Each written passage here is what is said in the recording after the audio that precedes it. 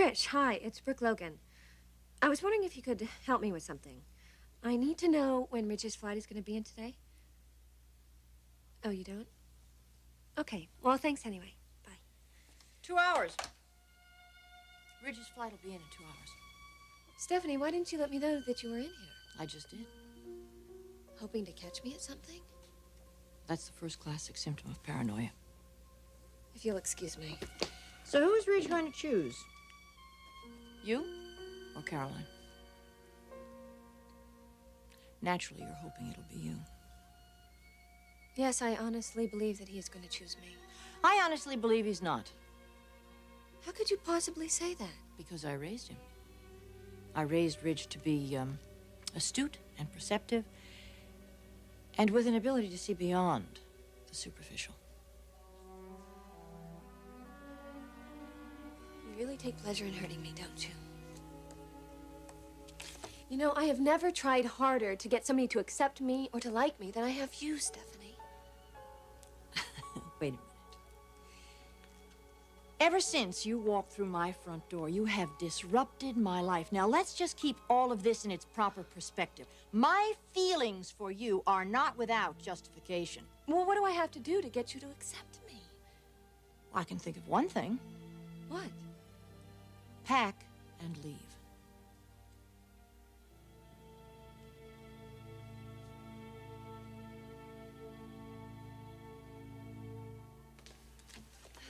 Mother, I was just downstairs. We are having some fitting problems with the silver dinner suit. The skirt's running a little small. Mother, are you listening to me? Yes, of course I am, honey. It's just that it's getting a little late. Well, would you like to go to dinner, or we could maybe pick up some pizza? Sorry, honey, I can't. I've got plans for the evening. Oh, business meeting? No, this is decidedly not business. You have a date. Yes, I do. With my old friend Robert. That's right, you met him. Back at the apartment. And you were not excessively polite to him, as I recall. Right, him. You seem shocked, honey, don't you? This can be a very lonely life with no romance and no men. And I never said I wanted that kind of life for you. I thought we were talking about you. We are talking about us both. I've got to go now. Listen, we'll have dinner later on this week, huh? Bye-bye. Bye-bye, honey.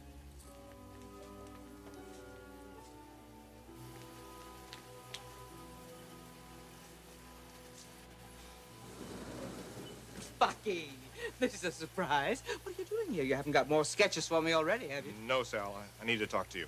Oh, darling, I can't. I'm in a rush. I got to get out of here. But listen, if you need to talk to somebody, Macy's still in the office. Maybe she can help. She's been handling a lot of things around here lately.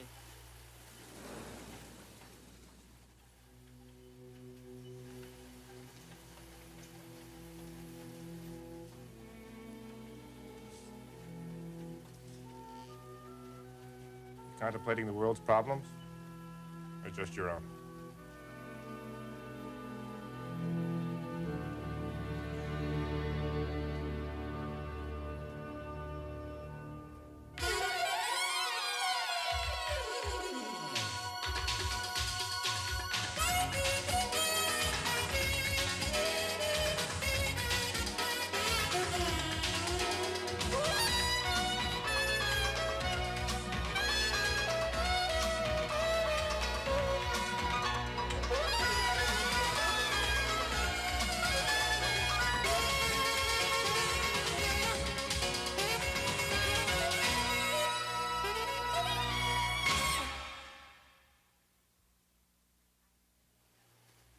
I prefer not to think about anything right now, unless it's hemlines.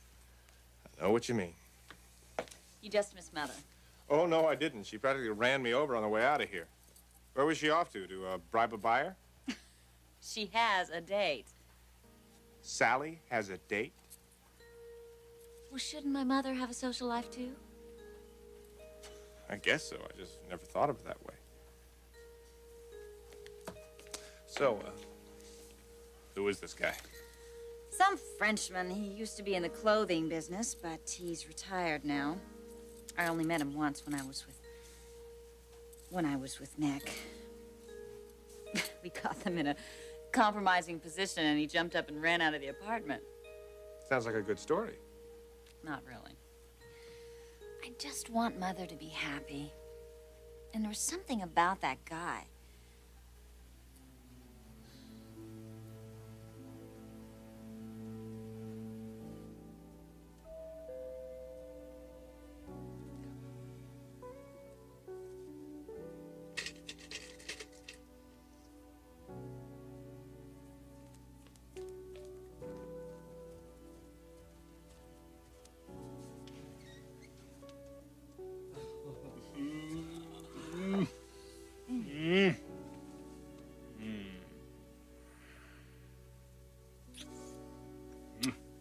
Thank you, Robert. I needed that. I'm glad.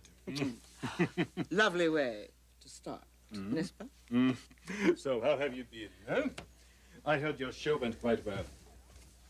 Well, you're being very gallant, Robert, but I'm sure you also heard all about my showstopper fiasco. Sally, you and I both know that these things happen all the time. None of what they're saying is true, correct? Correct, yes. I mean, it was one of your own designs. Completely above reproach, eh? Completely above reproach. Just like this bubbly. May I pour you a glass? Allow me. You know, Sally, you don't seem very excited by your success. Is something wrong? No, not really. Merci. It's just that I've been having a rough time lately. Very rough. Sally, you must stop listening to idle gossip. Other than that incident, everyone felt that your line stood up beautifully to Forrester's. Now, that's quite an achievement. Yes, I know, Robert, but you see, I was after more than that. What do you mean? That's fantastic. Yes, fantastic for sales, but, well, you remember meeting my daughter Macy here that night, huh? How can I forget? I hope she wasn't too shocked. She arrived at a most inopportune moment. I'll say. Well, she is a very, very pretty girl, wouldn't you say? Yes, she's beautiful. Beautiful and smart, too. She'll be running Spectre right alongside me one day, and we'll be bigger and better than ever. So, you're upset because these rumors may hurt Macy's reputation? Exactly. My reputation is bound to affect Macy socially. Let's not talk about this anymore, Robert, Let's not talk at all.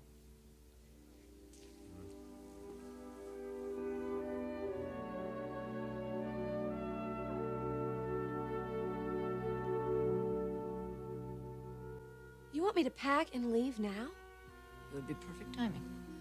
When Ridge is due in a few hours? Stephanie, you're losing it. How do you think Ridge is going to react when he's probably coming home to ask me to marry him?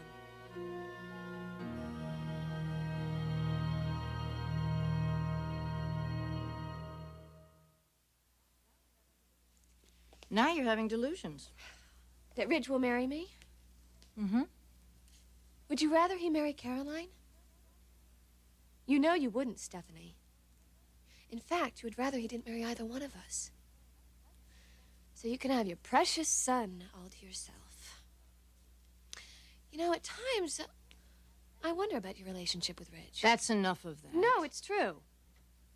I think that your feelings are a lot stronger for Ridge than they are for your husband. That's right, Stephanie. You've abused me in every other conceivable way.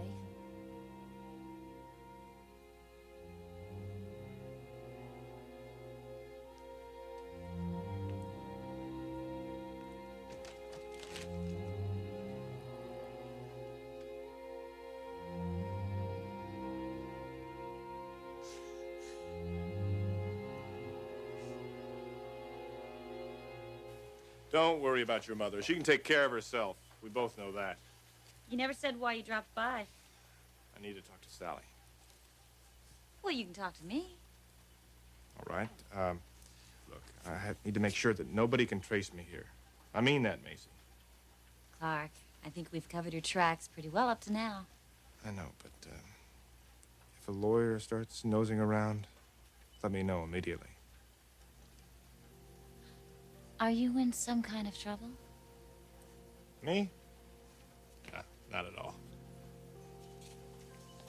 Well, then why would a lawyer be nosing around?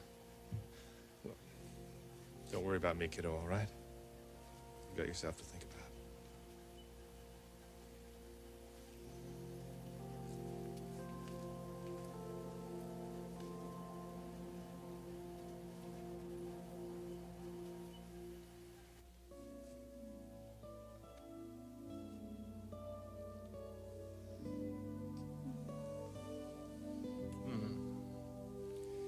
Sally. With all these problems, your daughter, maybe you would like me to drop in once in a while, huh? I don't need any help with the business.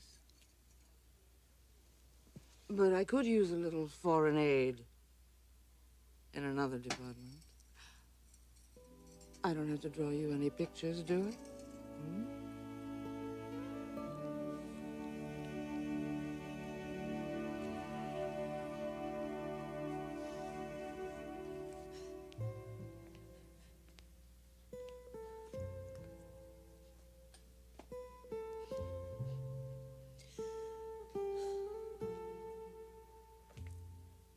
Brooke, Thorne, hi. you here alone? Yeah. Brooke, what's wrong? Nothing. I'm not blind, Brooke. Something is wrong. I think you'd be thrilled. Ridge is coming back tonight and everything. What is it? Thorne, I really don't want to talk about it. I just saw her in the hallway. Was she in here talking to you? Was she? She giving you a hard time? To put it mildly. Okay, what did she say?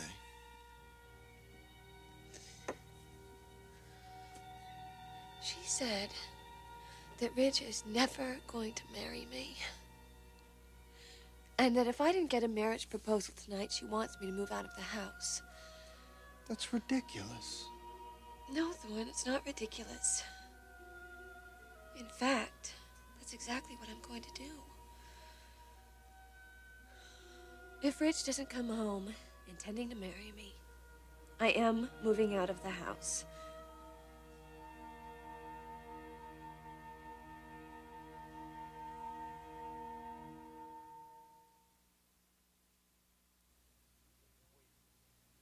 Wait a minute, Brooke. You're telling me you're going to move out of the house if Ridge doesn't propose to you tonight? That's right. Don't you think that's a little impetuous? What is so significant about tonight? You don't know? No, of course you don't. No what? Well, see, before Ridge left, I told him that I can't go on this way, living together. And I told him that I need a commitment. He and I need to get married. Good. I mean, his time is up. And I don't believe you, Mother. I think that Ridge is going to choose me. Choose you? What do you mean, choose?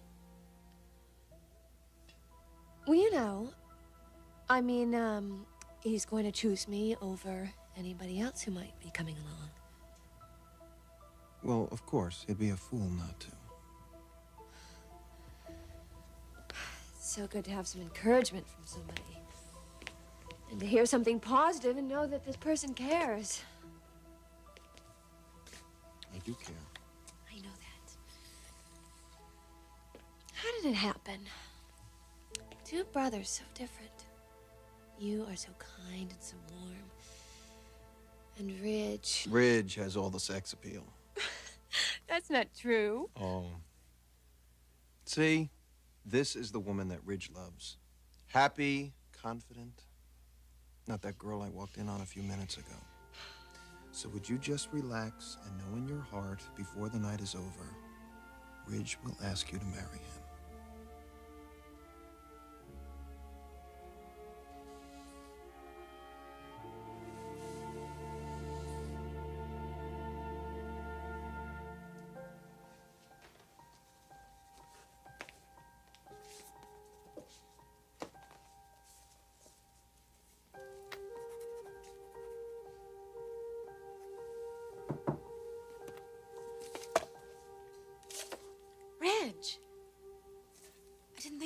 plane got in for another hour.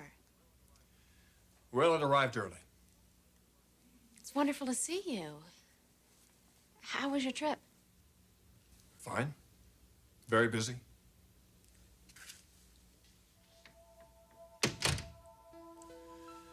But I didn't come here to talk about my trip. I take it that you've made up your mind between Brooke and me. It wasn't easy.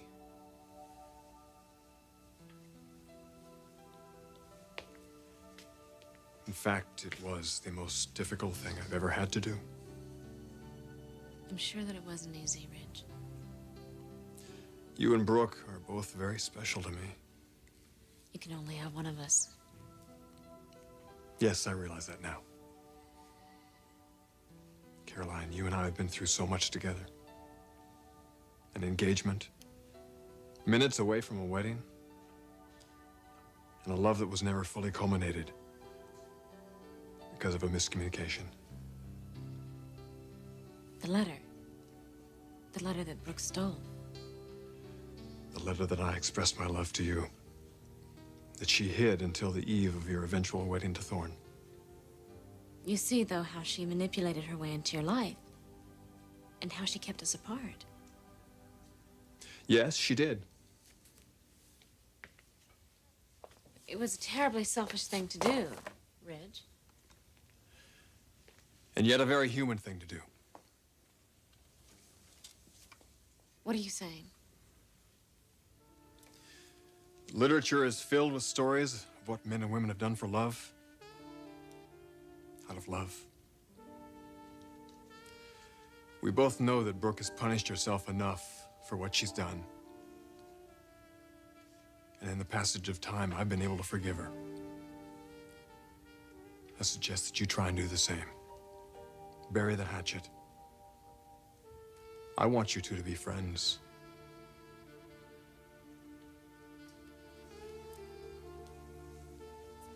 I'm not sure that I'm getting this, Ridge. You want me to bury the hatchet with Brooke?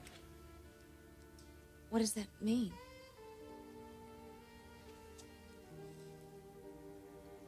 Are you going to marry Brooke? Is that what you're telling me? I'm saying that I don't want you two to be bitter enemies after the wedding.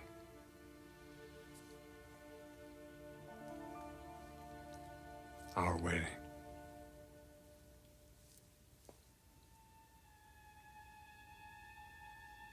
Our? You mean yours and mine? Yes.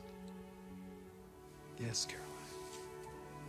After all this time, we're finally going to be together. That is, of course, if you'll accept my proposal. Caroline Spencer. Will you be my wife? Yes. Ridge, I would love to be your wife.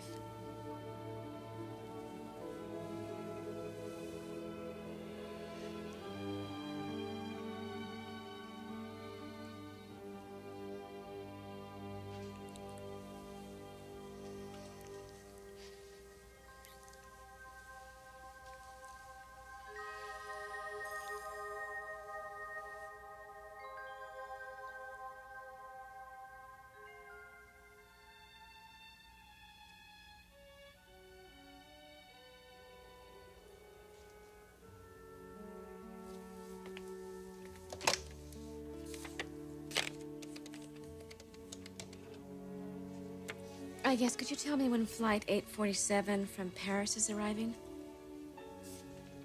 It's on time. Great. Thank you.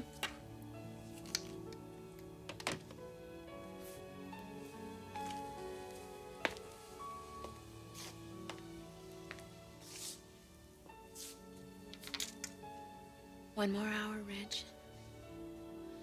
One more hour, and then my fantasy will become a reality.